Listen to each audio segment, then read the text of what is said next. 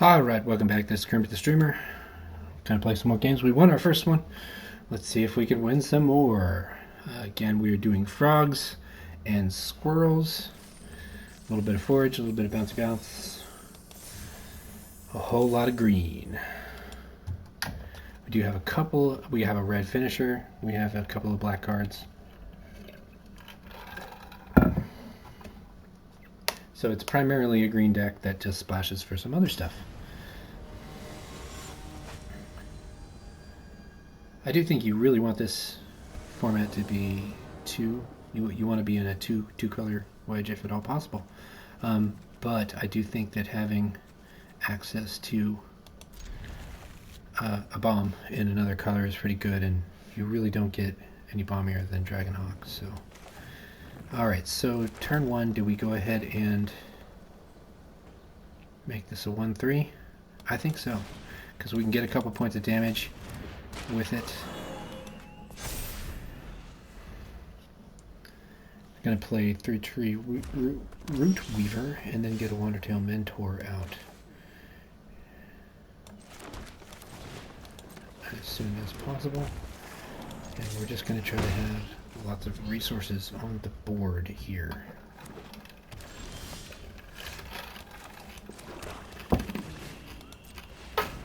Alright, so we spent 2 mana.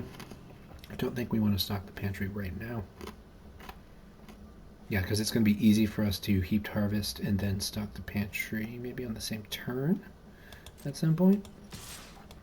Oh yeah, we've got the mana. We've got these guys to do that thing. So we'll get a counter. We'll also get a counter here when we do that. So I'd say that's pretty good. Oh look, there's our opponent playing a heaped harvest as well. Oh, looks like the family's about to be back from their walk. Hi! Hi.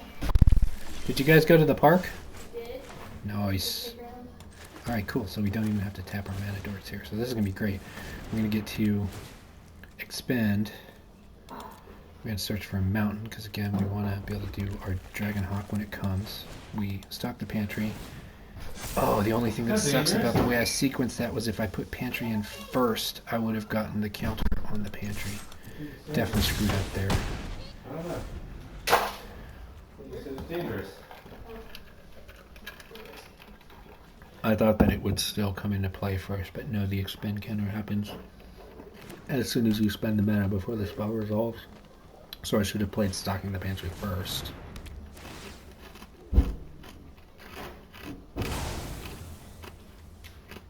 Alright, our mana dork gets banished. That's okay. We don't have any means to deal with enchantments or artifacts, I don't think. Which is funny because there are lots of ways to do just that in this set, so very weird that we didn't get them. Probably just didn't prioritize them, which is fine. We got a token, but it wasn't a +1/+1 token, so alright, we just got this. We can actually use this to blow up the Banishing Light. I don't know that we want to, though. Basically, the circumstance under which we want to is if we drew our Dragonhawk. But we can do it. Just because you can do a thing does not mean you should do a thing.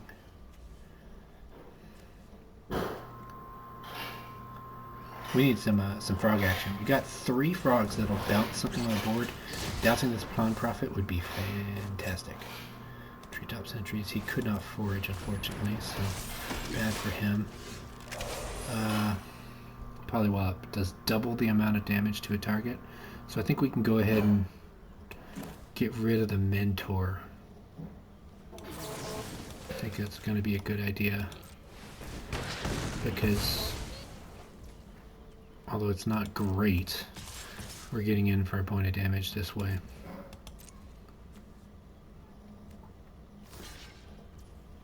I could have probably killed this and then used the Polywallop to get the sentries on a later turn, but I think that this guy was going to grow to be out of control if we didn't deal with him. Dealing with this guy when it's a 2/2 much easier than once he becomes like a 6/6 or something, because if he's playing that, he's got the bunny thing going, or wants to get the bunny thing going. He's got 3 colors here.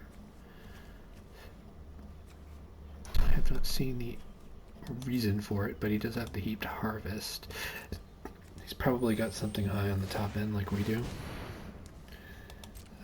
That's useful. That's good. Tree guard duo. He gets a nice vigilance attack out of that. Yeah. That's not bad. I'm saving my harvest to use for a forage probably. Yeah, that's pretty bad.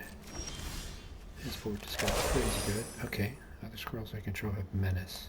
I don't actually have any squirrels in play at the moment. But I can sacrifice food to get some squirrels. So I'll probably be sacrificing this one at some point.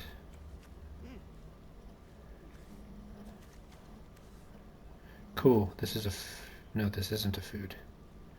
So oh, it comes with a food. That's right. That's how that one works. I can use peerless recycling to get the heaped harvest back.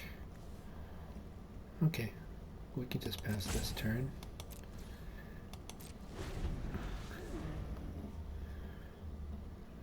Probably be sacrificing this food first, because we're just not at the right spot to be able to forage efficiently each other, so it won't put a counter on himself. So we definitely have to get the 1/1 out on the table first. I mean, I suppose peerless recycling heaped harvest would be good. I could definitely chump block pawn profit. Make it quick. Yeah, I can chump block with pawn profit. I'm not going to chump block a menace creature, so that's just going to be. That's just going to get through, I think.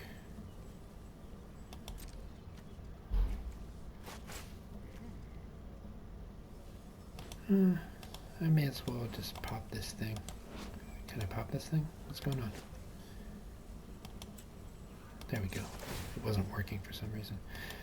Probably user error of some sort. We'll get our second mountain. We'll make a squirrel. There's just nothing wrong with doing that, I don't think. And we'll take a hit for 5. This can only be activated as a sorcery. So again, this is food, but it makes a food when it comes in. So if I use it and then recycle it, that could be good. It's a creature token. You only get the death touch if you're a creature token. So let's go ahead and kill this thing, since it stands to do a lot of damage to us. And then I'll just play the Fountainport Bell. I don't really need a land, so I'm not actually even going to do the thing. We're just going to pass on doing the thing, because we don't really need to. And then we'll probably just on the end step sacrifice it to draw. We don't have a good attack here.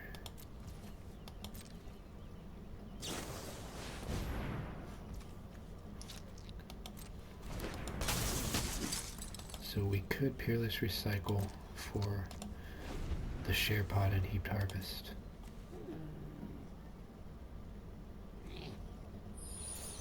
Mouse Trapper. Oh, that's interesting. He's going to be able to do the thing with Mouse Trapper. But he doesn't get menace or anything, so I do think the original plan of sticking the pawn profit in front of it is a good one. And you know what? We don't need the Root Weaver. So I think that's not a bad block here. Like, there's nothing wrong with that block, I don't think. If he has a trick, we're not even sad. So he'll probably kill my Root Weaver, but it's not important to me anymore. We've got our 2 mountains. We only ever need 1 swamp, so we're good to go on that front. So now we're going to get to go ahead and stock our pantry to benefit.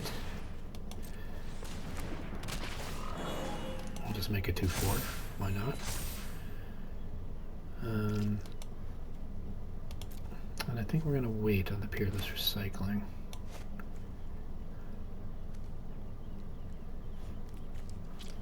Should we forage now, though? We get rid of this, get rid of polywallop and the 3-tree root weaver. If we forage now, I think I'm going to go ahead and make another squirrel first. And then I will forage, and I can do this as an instant, so that's pretty cool. So I'm going to play this out so that I can do both stocking the pantry and this squirrel ability. Oh, that's going to also work to stock the pantry too. Oh, that's going to be fantastic.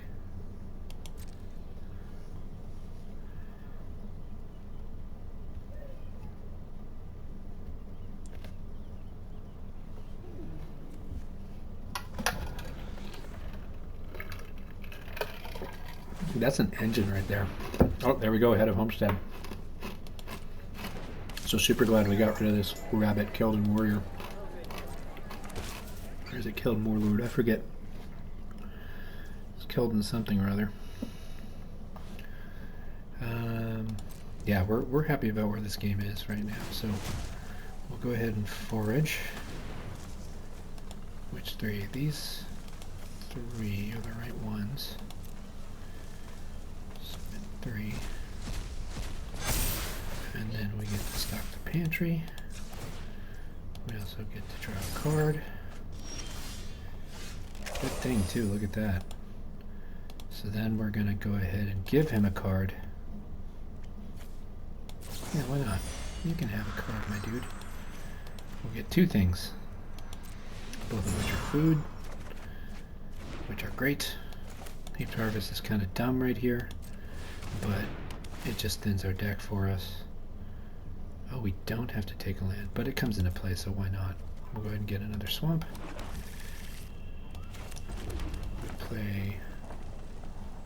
We want to play the Bramble Flower.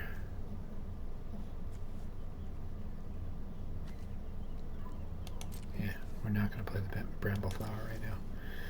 We're just going to sit, or Bumble Flower. The share pot, I guess is what we should really call it. Oh, wow.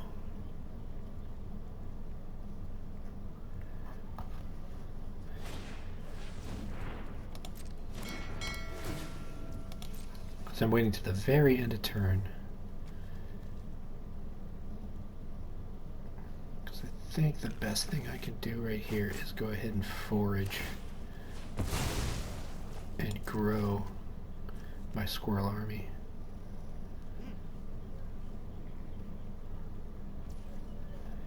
Because it doesn't take too many of these menace squirrels to do. Oh, so he's going to give himself Death Touch. Oh, this is what this is what we actually wanted to do with Peerless Recycling. Well, that's okay.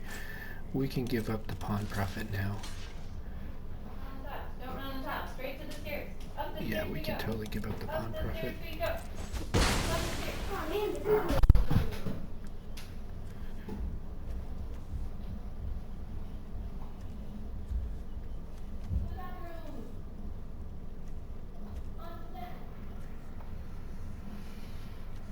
We're just going to get some material for Camellia. And the nice thing about this too is that oh, well, that just changed our plan a little bit. We're going to have to Bumble Flower to get rid of that. For sure. So I think what we do is that we actually draw a card. We want to get closer to our Dragonhawk, I think.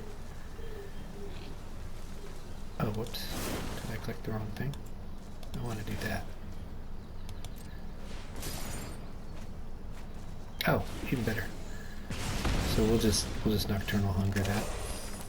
Oh man, of course I get the, and we can just go ahead and pay the life, because we don't want to give him any material. We've got plenty of ways to generate food and stuff. Miss Breath Elder is going to be great, because we're going to be able to bounce the Sun Shower Druid every turn. go ahead and make this. Gives us a token.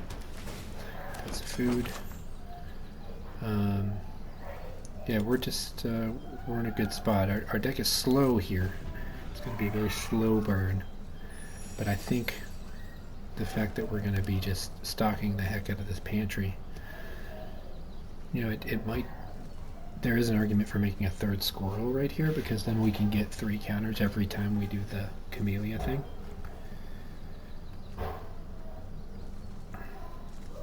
And I think we are going to go ahead and do that.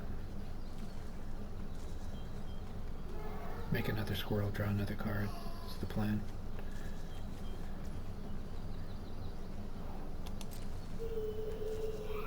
Take a little damage. We're fine with taking a little damage.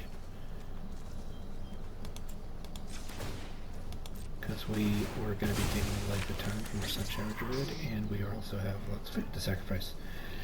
So we made us another squirrel there. No blocks.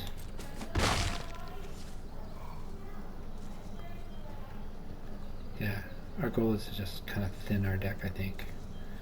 Make some big squirrels. Ooh, that's not bad. He's going to get his Kill the Warlord back.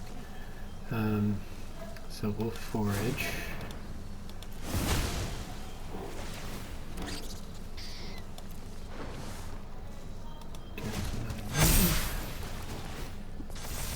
Stock that pantry. Oh wow. Oh, I didn't even keep in mind that we were going to get to do that. Ah, this is just insane. Oh, this is the bonkers. The bonkers of the most bonkers of the bonkers here.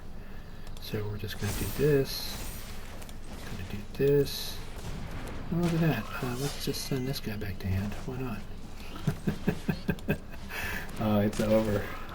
It's over, man. And then, sure, let's kill that, kill the warlord again. Why not?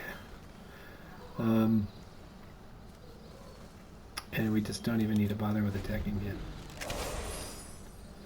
I mean, I don't know what he can do to disrupt this engine, but he's gonna have to do it fast.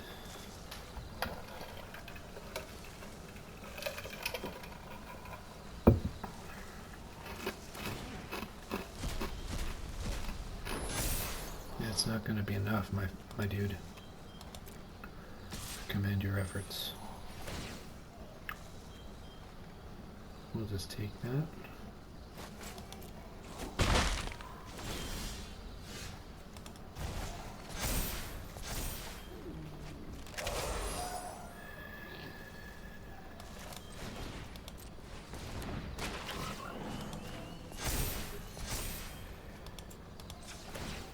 So we're looking specifically for our little dragon dude, but we'll play some stuff in the meantime. Be perfectly happy to do so.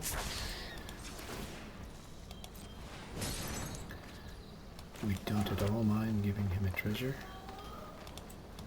to kill something when it needs to happen.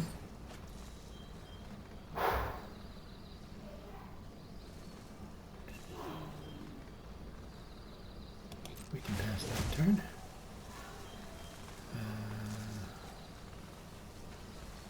That is a squirrel, so if we forage from Camellia, it's the same as foraging from the Corpse Ray Cultivator, and it also gets a counter. Also has Menace too, so the thing that I run the risk of here is waiting too long, I think. But I'm pretty sure next turn is the turn where I can start sending in some squirrels. Should I go ahead and forage now? Yeah, I can get rid of this, this, and this. So yeah, at end of turn I'll forage with Camellia to do the big thing and stock the pantry some more.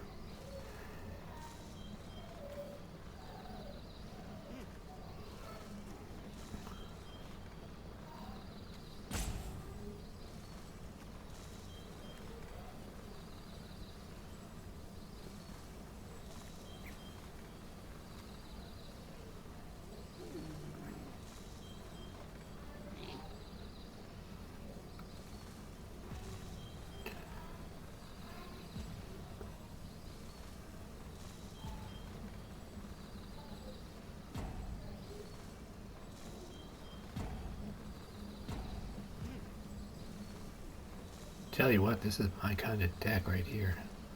I love this whole go wide, build up a bunch of stuff.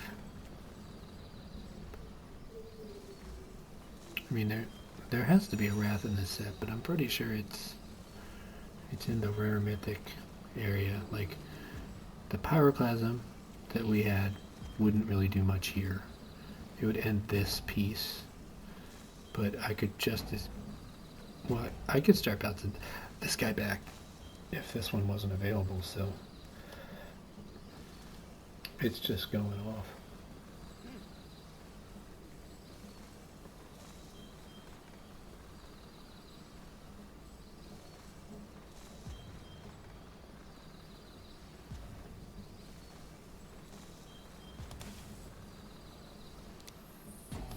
Detective Mole Man.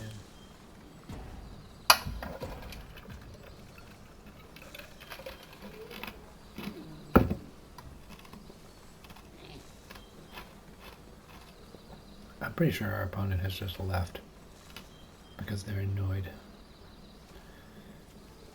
They cannot stand the engine. Or that, or they just legitimately have, you know, kids to put to bed. Speaking of which, it's probably time to put my kids to bed.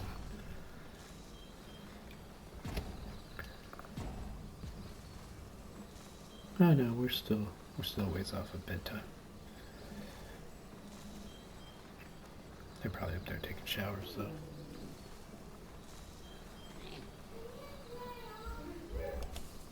Yep.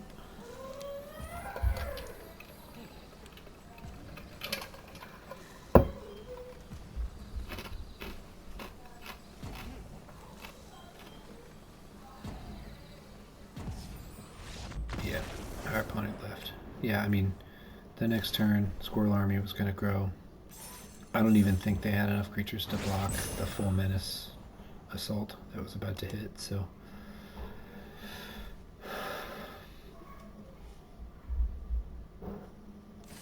And we were going to be able to draw a million cards, so we're going to get something that was going to do the job. And it was probably going to be along the lines of playing our Dragonhawk and just letting all of those massive squirrels eat my library to shock them to death with any remaining life they had. It would have worked, it would have eaten up practically all of my library, but it definitely would have been a pretty epic way to go, like an achievement unlock sort of moment. This is interesting, not altogether good. It's weird here because we're going to be using Uncharted Haven as a forest, I think. But I think that's fine.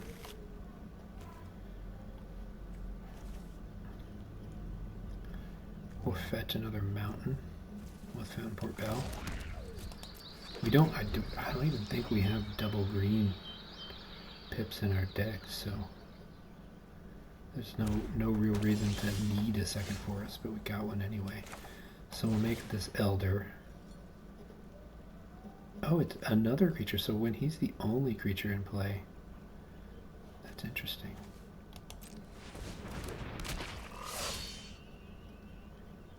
Oh, it's, wow, you don't even have to return it to hand. That's cool. So you have to return something if you can, but if you don't have something, you don't have to return him. So that's interesting. Yeah, so again, we're going to go for the mountain. That way we just know that whenever the time comes, we can cast the Dragonhawk.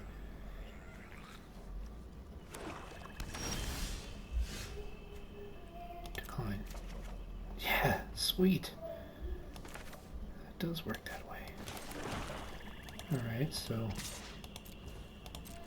there's no real reason to play the Sticky Tongue Sentinel now. Yeah, there is. It's fine. I can just return the Mistbreath Elder. That's an upgrade, basically. Instead of a 2/2, I've got a 3/3 reach. And then we just have this Elder for whenever we need it. Him knowing that we have it is a thing. But I don't know that it's a thing he can really do anything about, so I'm fine with that. So we'll do this.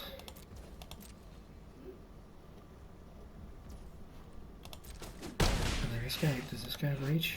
Yeah, sure does. So we'll go ahead and make a sentry. We're not going to forage and get the car from it, but that's fine. We don't need to.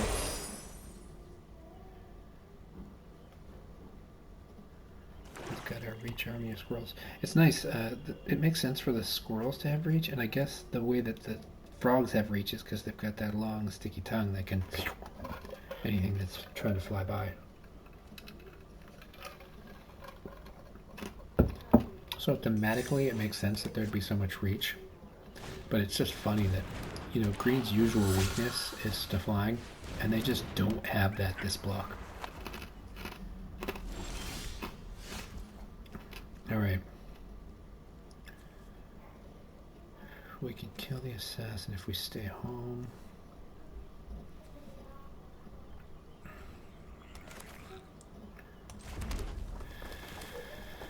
I think we'll just make another squirrel and stay home. We'll just blow up the bell at end of turn to draw an extra card. There,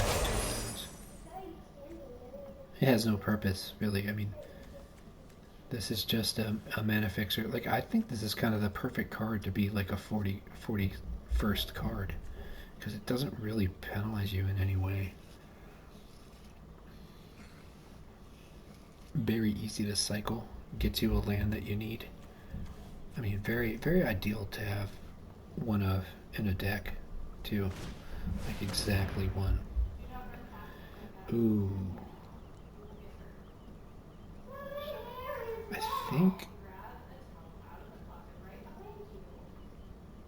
I don't have to do either thing. I think I can just pay the 3 life, which is what I'm going to do. Unless I drew a land. I'm going to do the 3 life. That's one of the reasons I think that Thornblade Intimidator is kind of bad, is because you're giving the opponent the choice, and they're going to pick the thing that is the least impactful. Now, when you have the discard deck where you're limiting the number of choices they have, it's a different story. But when they've got all the choices, it's less good. Significantly less good. Now, the only problem with this board here is that there ain't nothing happening for me or him. We've got the old-fashioned standoff. Now, I probably want to go ahead and Nocturnal Hunger the Intimidator, and I think it's going to be perfectly fine to give him the food in this instance. On the off chance that life total is going to matter, I'm going to go ahead and do that if he does attack. I mean, I could double block here, but especially since I have recycling sort of on tap, but I think we can just go ahead and do this. Give him that nice little gift. It does not look to me like he has the forage deck. He might have a bat kind of deck, though. That's a bruiser. So we'll do this. We don't quite have 5 mana, which is unfortunate. But one cool thing we could do here is we can bounce this to get another food. Sorry, we can bounce this to recast it and get another food. And I think that's fine because the reason why that's going to be fine is because we can do this to forage.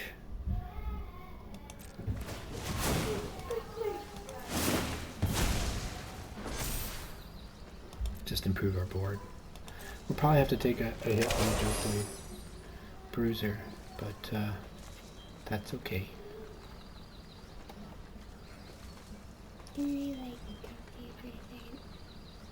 This is a raccoon. That's a raccoon. That's a lizard. That's a bat. Here's a frog. Squirrel archers. Squirrels. They're very, very berry-eating squirrels. There's a mole right there. And then there's another frog.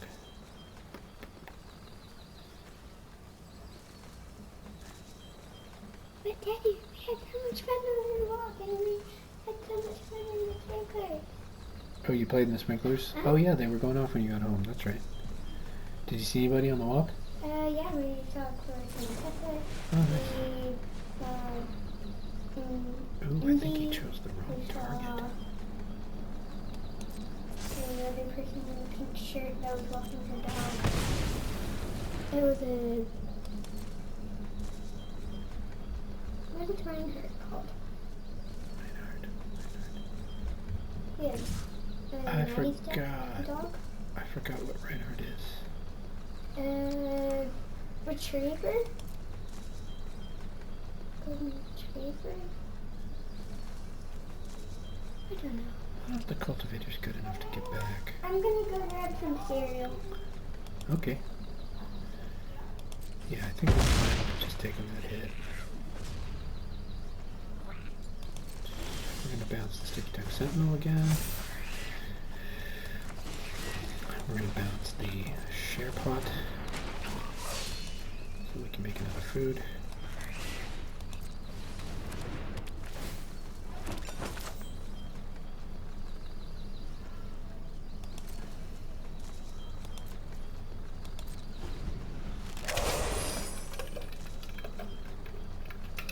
We probably need to kill this bruiser.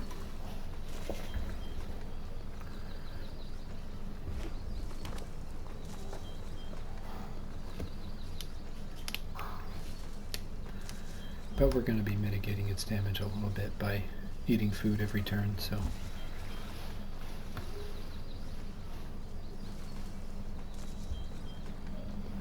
It's an expensive way to do things for sure. But we've got the mana to do it. Like, there's something here in this little engine I've got going. There's definitely something. Ooh, this is hard. Non-land permanent. So what I'm going to do is I'm going to sacrifice this food. And then I'm going to sacrifice the 3-tree root weaver, because I don't think he's essential at this point.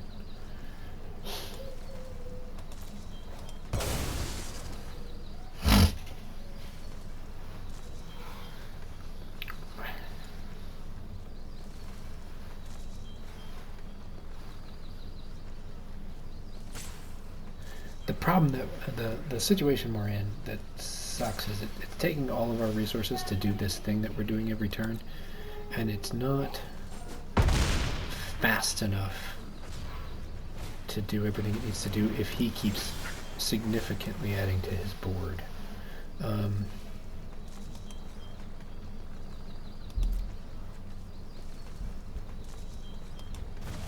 I still think it's what we have to continue to do for now.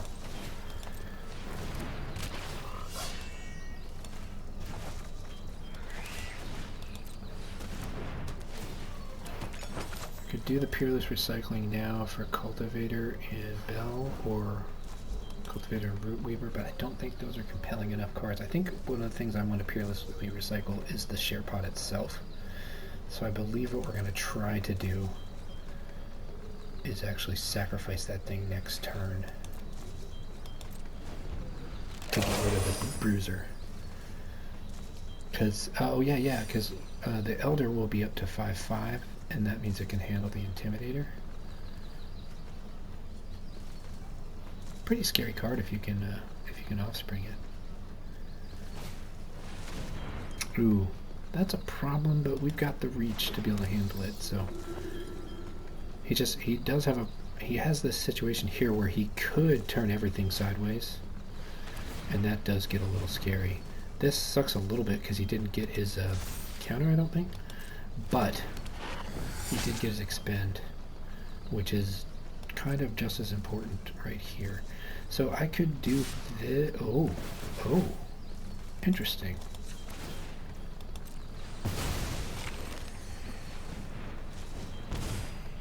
So, oh yeah, that's a lot of math here. That's way too much math.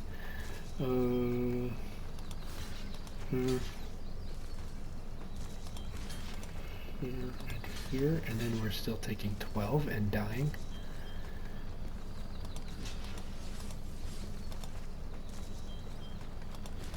Here. Here. Oh, whoops. Here and here.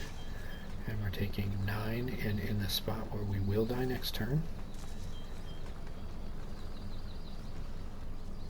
Unless we gain life. But we won't be able to gain life if that dies. Huh.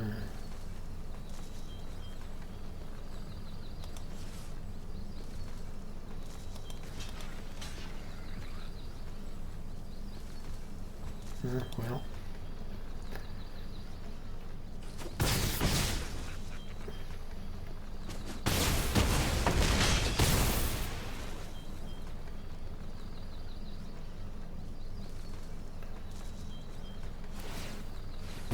We can't. He probably won't be able to expend.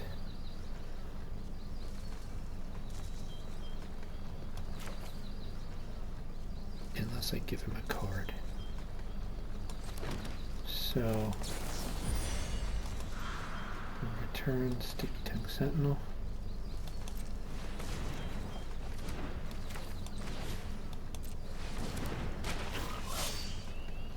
Ah, poop. Oh, I should have done the land. Because I don't have enough mana to sack the food. Well, that was a fantastic game. Him realizing that he could all-in attack there was really good. There might have been something better in how I blocked there. I don't think so though. Maybe I should have sacrificed the Elder against the Thornplate guy instead of the thing that I sacrificed, the 3 mana guy. Oh yeah, because it would have been better if I had been able to drop the 1 mana guy. I don't know. There's a lot of stuff. There were a lot of different ways I could have done that, I think. I don't know that any of them would have been enough, though. Somebody smart probably knows how I could have done it. The person is not me. Alright, so we'll go ahead and fetch ourselves that second mountain because we have the swamp that we need to make our Squirrel Master.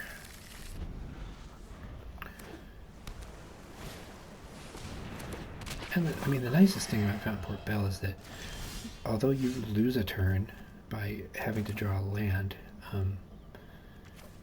you get to gain that turn right back because you're going to sacrifice the bell, and if you have anything with forage, you're doing something you want to do anyway. Oh, double Pawn Profits. That's a good open. That's a real good open.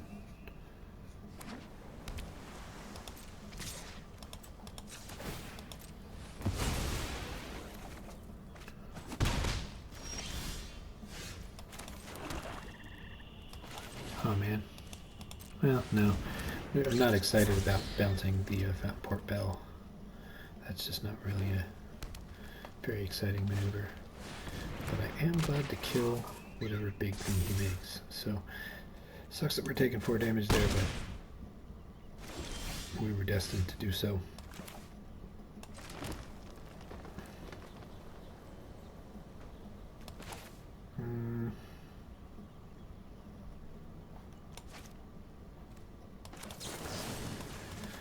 Yeah, let's kill that thing.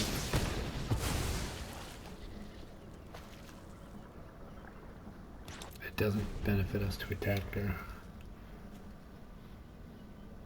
We're behind right now on board.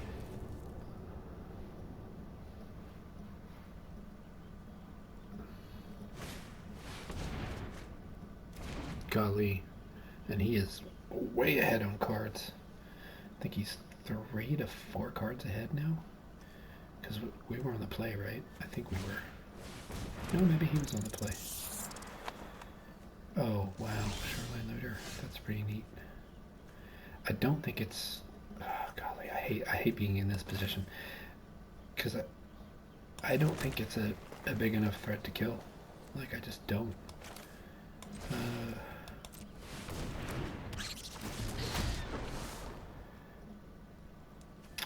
will give him the opportunity to block with all three things. That's fine. So yeah, I think we're going to try to win on the back of menace attackers. And just kill anything scary that he makes with a polywall up. Nice thing is next turn we'll be able to play a sentinel and polywall up. Didn't look like we're going to need to though. So here's what I'm going to do. I'm going to attack. We can't forage. Well, not to benefit anyway. And then we're going to use Sentinel to give us a sort of pseudo-vigilance. And this is nice, it's cute, but the only problem is, as soon as it hits the table, I can polywall a bit. And then that does wreck my post-combat play, but he doesn't get to do the thing that he was really trying to do anyway. And I can do the thing now where I forage. That'll actually put 2 counters on this, and I think it's worth doing, so I'm going to go ahead and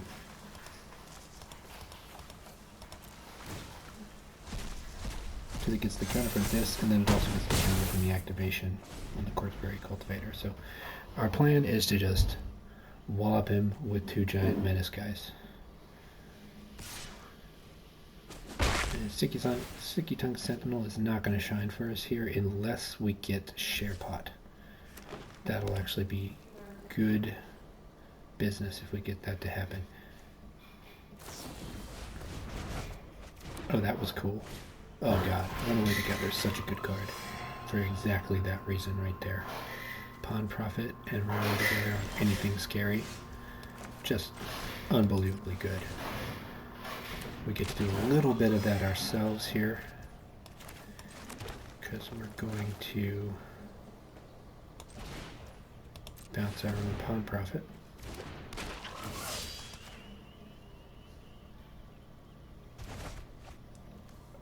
No, I couldn't have done my mana any better there.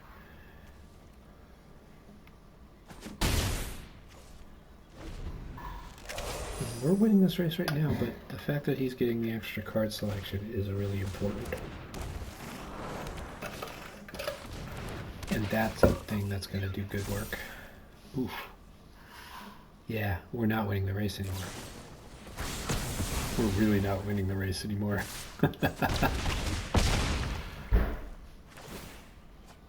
We can't attack anymore either. Oh, that's nice. Alright, so how much mana do we have on the table? We have 8. So we can do this and a cultivator. Why not? That is the answer that we were looking for, I think. And I don't think the mascot's the best play. I think the best play here is the Croak Cultivator. We'll just, we'll try to shock him to death, basically. He's got to have an answer for this hawk or he's dead next turn. Polywallop will do the job, though. Yeah. Okay. This sucks for me here because I do kind of need to block the Tree Guard duo.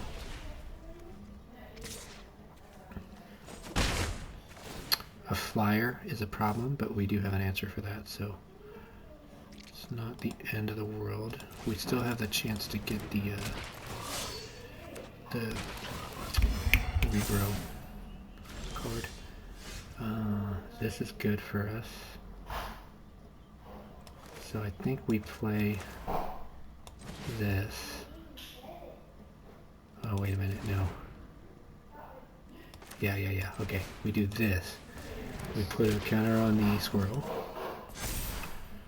We play this thing. Get back the druid.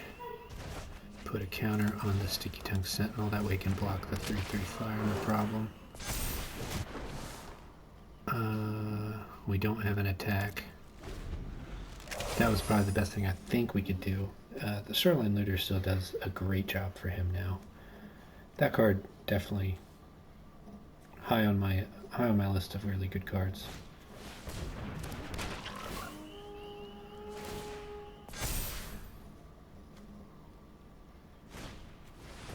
Goodness.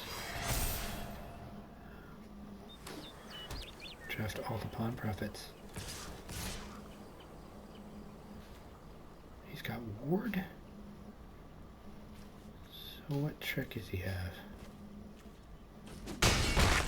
Oh, did he get unblockable somehow? What happened?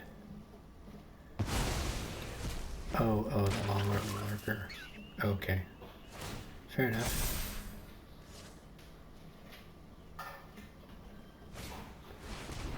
Ooh. So what he can do here is he can just exile this, return this, put it all on the shoreline looter. So I have to draw an answer with my pawn profit, or it's just over. That's not an answer. So I think it's just over.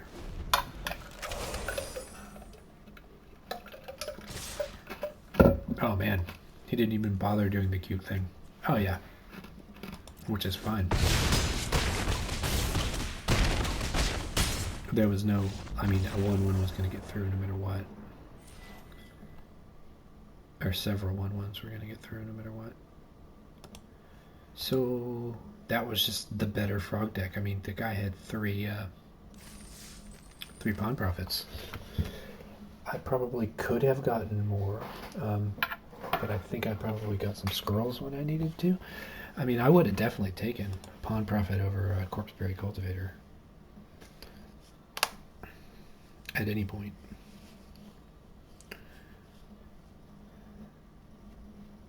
I may have been late to figuring out that I was a frog deck.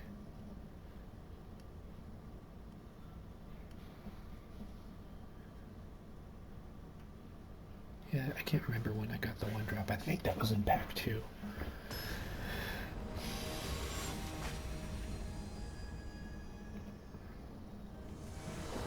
Yeah, we've got kind of a slow engine. Okay, so Fountain Port Bell for a forest.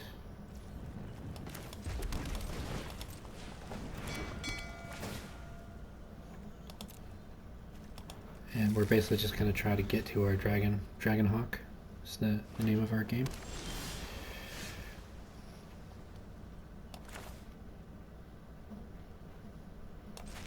Yeah, so we bounce back the Fountain Port Bell next turn. If we draw a land, we don't even need to put another one on top. Yeah, so we're probably just gonna do that. Bounce the Fountain Port Bell. We'll probably just play it, not get a land, and then crack it immediately.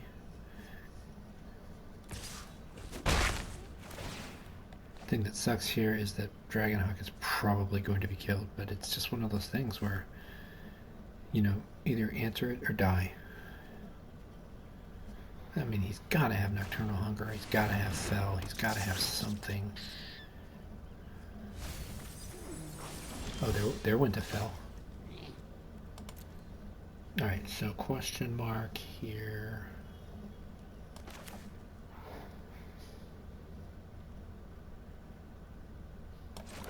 Anchor Cultivator.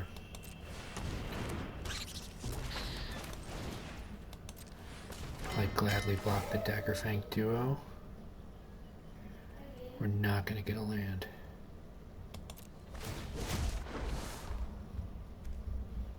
And I think we go ahead and let this trade happen.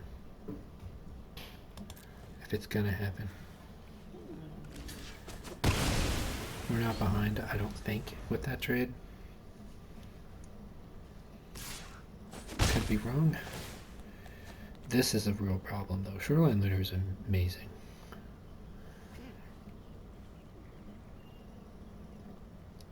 And when people deal with the Shoreline Looter, like, they're usually already several cards behind by the time they've dealt with it. I mean, because there's not really, I don't think there's anything at 1 mana that does the job. There's a good card in red that does a damage and lets you draw a card, but I think it costs 3. Or does it cost 2? I forget. That's good. So, oh, that's real good. Now I can't play the Tempest. Unless I get lucky and draw a land. So here's where not using the Fountain Port Valve kind of hurts me. I still wouldn't say that it was the correct thing to do. Let's do this first. Whenever you have the capability to draw a land before you do anything, it's usually a good idea. Or to draw a card before you do something, before you make your decision for the turn. Yeah, and I do think that Wandertail Mentor is the better card to play right here. I can go ahead and forage.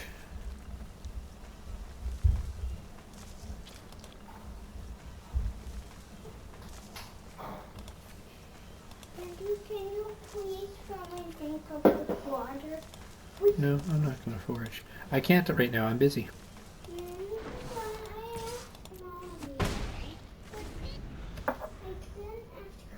Well, you'll have to wait. I can do it. I just can't do it right this instant.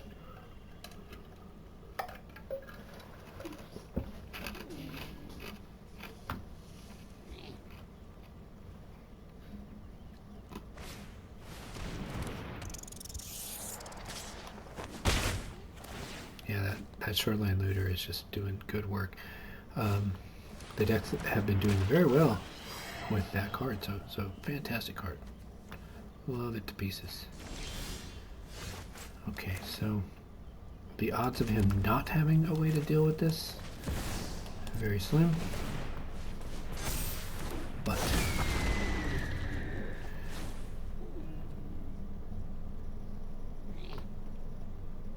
okay. Now is the time, I think, when we need to just press our advantage.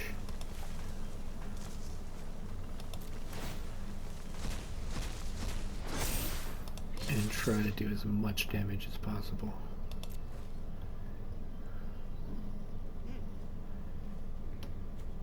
He has a good block. Oh wait, can this guy not block? No, he can block. This is a good play for him.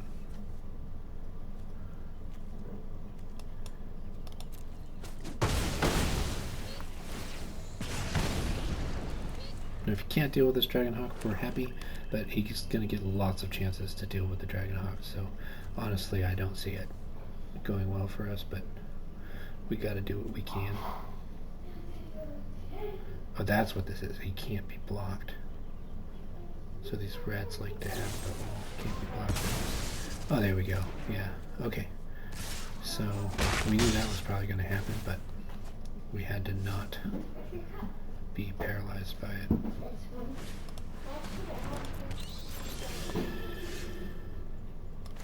We're going to keep that in hand on the hopes that he makes us discard it. We have an attack now. And I do think, no, we're not going to forage there because we have that regrowth card. And getting to use that for the two things, the Sentinel and the Dragonhawk, just super powerful. That is an argument for playing out our forest, though, to be able to cast that spell and cast a thing, which we can do with 5 mana, so that reach may be important. This is great. We're going to go ahead and discard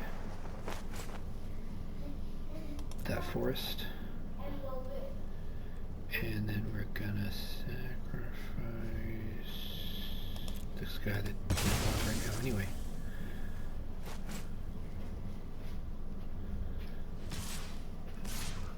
Do you have some per dungeon?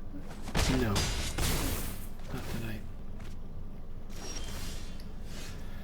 Oh, that's unfortunate.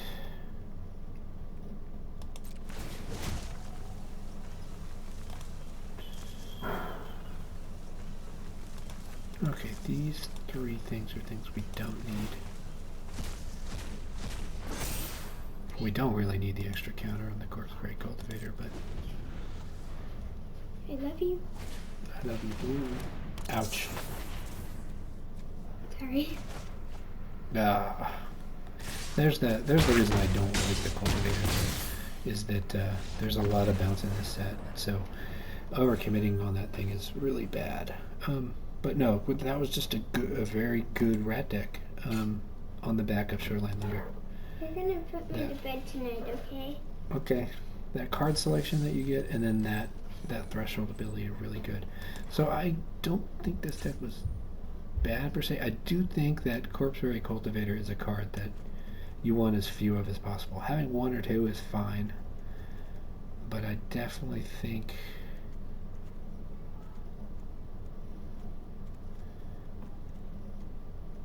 this deck was okay. I think I had some bad draws though. You know, those draws where I basically had 4 land hands was a thing. This deck was always going to get a lot of land. 12, 21, wait, 7, 16, 17. I probably could have went with one less forest and just ran with 40 cards. I am starting to really think that Fountain Port Bell can count as a land. Because it works, it does something good for you on the 1 land hands, and it does something good for you on the 2 land hands whenever you draw it.